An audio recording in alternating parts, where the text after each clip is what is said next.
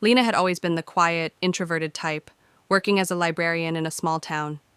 She lived alone, with no family to speak of, and her days were spent organizing books, making tea, and reading novels. But everything changed when she found an old journal buried under a stack of dusty books in the library's attic. It was worn, the leather cover cracked, and there was no name on it. It felt familiar. Curiosity got the better of her, and she started reading it. The entries detailed the life of a woman named Eleanor, a woman who lived 100 years ago in the same town. The more Lena read, the more she felt connected to Eleanor, like they were the same person. The journal spoke of Eleanor's struggles, her heartaches, and her unfulfilled dreams. She felt like she was reading about her own life.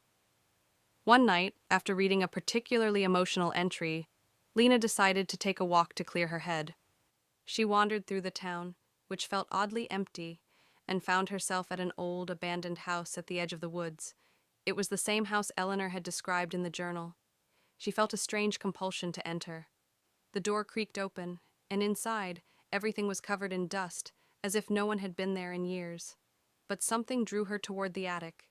As she climbed the stairs, a sudden flash of memories overwhelmed her, a life she didn't remember. She saw herself, but not as Lena. She was Eleanor. In a haze, she stumbled into the attic, and there, in the center of the room, was a large mirror. When Lena gazed into it, she saw her reflection. But it wasn't her face. It was Eleanor's face, youthful and full of life. And then it hit her. Lena wasn't a librarian. She had never been Lena.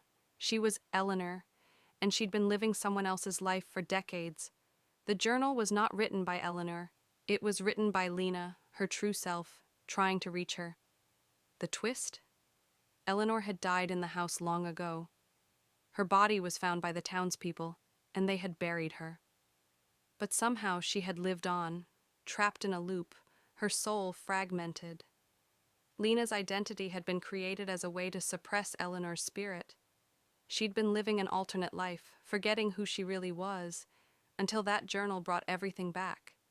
And now, as Eleanor, stood in front of the mirror, she realized there was only one way to truly end this cycle. The house, the mirror, and the journal were all part of a ritual that could either erase her from existence or let her memory be freed. With a deep breath, she reached out to the mirror, ready to embrace the truth, whatever the cost. The reflection smiled back at her, and then she vanished.